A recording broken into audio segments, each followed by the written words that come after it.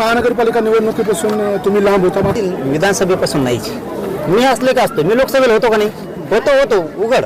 मी ना नगरपंचायतीसाठी होतो, ना नगरपालिकेसाठी होतो, ना महानगरपालिकेत होतो, ना विधानसभेत होतो, आणि जिल्हा परिषदला राहणार नाही. त्याचं कारण काय बघा, या आंदोलनातले चेहरे सगळे समोरून इकडून तिकडून उभा राहणारे 4-5 येते, आणि कोणाला करा म्हणताय? त्यामुळे मी त्याच्यापासून अलिप्त आहे.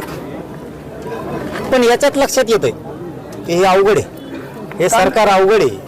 यांनी लय कलाकार आहे ती.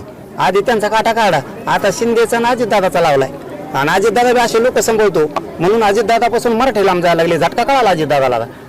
कारण काय, पापी लोक, रक्ताने माखलेले लोक जर सोबत ठेवले तर असले परिणाम भोगावे लागतात. अजितदादांनी याच्यातून तरी समज घेतली पाहिजे आता, की आपण असे नासके लोक सोबत ठेवले की जे रक्ताने यांचे हात माखले असते, म्हणून आपल्यावरती इतकी वाईट वेळ आली की मराठ्यांचं मतदान सुद्धा पडलं नाही. नसता पुण्यात अजितदादाला इतके कमी नसते.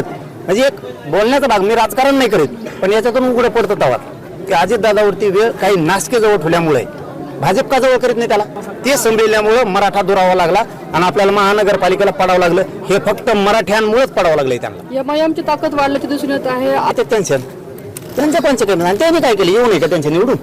मुसलमान, दलित आणि मराठी एवढेच येऊ नये का राजकारणात? पलाटी ताकदी होते ना उभं टाकलेल्या. काय मुसलमान, दलित, मराठी एक झाली की सगळ्या धुरावाच वाजवते. म्हणूनच मी दलित, मुस्लिमांना आणि मराठ्यांना सांगत असतो, या पायाखाली चेंगरा. बहुतेक 29ला चेंगरी 2029ला सुपडा साहेब धिंगाणाच.